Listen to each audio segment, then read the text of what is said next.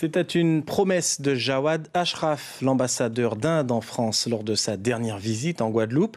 Et ça y est, c'est fait. Les premières cartes OCI pour Overseas Citizen of India sont éditées, des sortes de cartes de citoyenneté pour les indo-descendants. Et parmi les heureux possesseurs, Jude Saï, qui a longtemps œuvré pour cet aboutissement. Fabrice Fanfan et Bruno Pensiovillon l'ont rencontré. C'est la délivrance. Après 40 années de démarches, de procédures, de formalités, le précieux sésame est enfin en sa possession. Je l'ai récupéré récemment au service consulaire de l'ambassade de l'Inde. Mais au-delà du côté administratif de ce document, il y a quand même une facette culturelle et émotionnelle pour nous qui sommes de la 4e génération des immigrants indiens de Guadeloupe. La carte Overseas Citizen of India offre de plus de réels avantages et opportunités à ses possesseurs. C'est comme un visa permanent pour l'Inde, un visa à vie d'ailleurs, avec la possibilité d'investir, de travailler.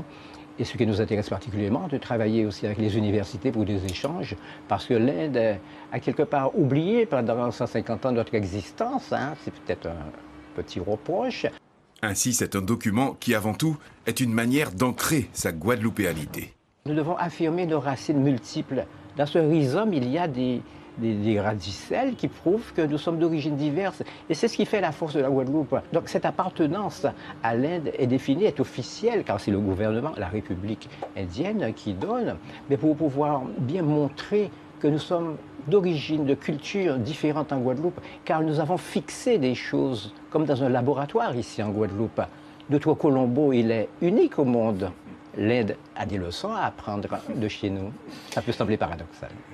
Près de 30 000 Guadeloupéens peuvent prétendre à la carte OCI, mais pour le moment, ils sont une dizaine à peine à avoir fait la démarche. Il faut dire que l'obtention de cette carte ne peut se faire qu'après constitution d'un solide dossier, notamment la preuve de sa filiation avec l'Inde. Certaines associations peuvent d'ailleurs favoriser les recherches généalogiques en ce sens. Et lui aussi a œuvré pour cette carte de citoyen des indo-descendants. Elie Sitalou, le président de l'association des Amis de l'Inde, était le grand témoin de notre édition à 13h. Écoutons un extrait de son intervention avec Eddy Golabkan. C'est un document qui a la forme, le format d'un passeport et qui est en réalité un visa longue durée, qui permet donc aux personnes qui peuvent justifier de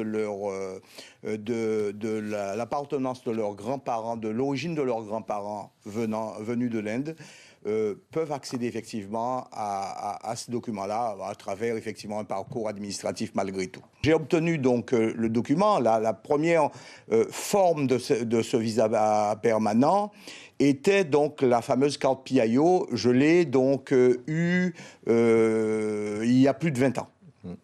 Et celle-là, je l'ai depuis 10 ans. Et donc, des ambassadeurs sont venus ici, on a fait des démarches. Et l'Inde nous a, Jude Saï le dit très bien dans le reportage, l'Inde nous a oubliés pendant plus de 150 ans. Nous avons été la force de frappe de cette culture indienne au XXIe siècle, depuis la fin du XIXe siècle jusqu'au début du XXe siècle, dans l'ère américaine, dans l'espace américain, sans avoir eu l'écoute effectivement du gouvernement de l'Inde et de l'ambassade de l'Inde.